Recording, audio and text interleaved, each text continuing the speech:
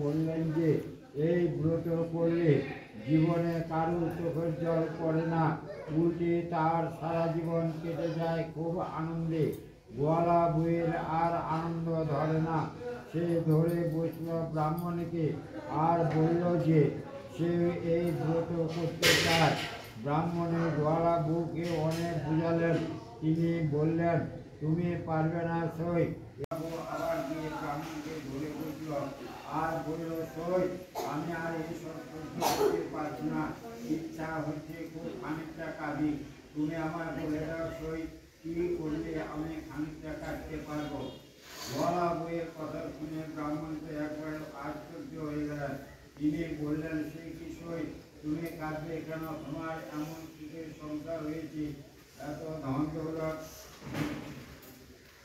এত আনন্দ ভোগ করতে, এতে কাঁদতে আবার কেউ চায় নাকি? ঈশ্বর হরিশ মঙ্গল করলে ব্রত, এই ব্রত করার ফলে শুধু আনন্দে হয়, কান্নাকাটি এর কাছে আসতে পারে না। আমি তো আগে তোমাকে বলে শুনছি এই ব্রত করা খুবই কঠিন, তখন তুমি শুনলে না। প্রায় পাগলের মতো অবস্থা।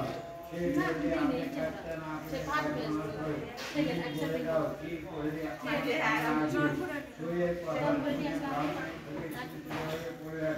কি বললেন কিছু ভেবে পেলেন না। এমন সময় তার সেখানে অনেকগুলো লাউ আর কুমড়ো পড়েছিল। ব্রাহ্মণে গোয়ালা বউকে বললেন, যাও সই, ওই ক্ষেতটা দেখা যাচ্ছে খুব লাউ আর কুমড়ো পড়েছে, ওই খেতে গিয়ে লাউ কুমড়োগুলোকে তুলে নাও আর গাছগুলোকে একেবারে ছিঁড়ে ফেলে দাও, তাহলে তাছাড়া তো বেরিয়ে গিয়ে তোমাকে খুব গান লাগবে, তাহলে তোমার কান্না আসবে। ওই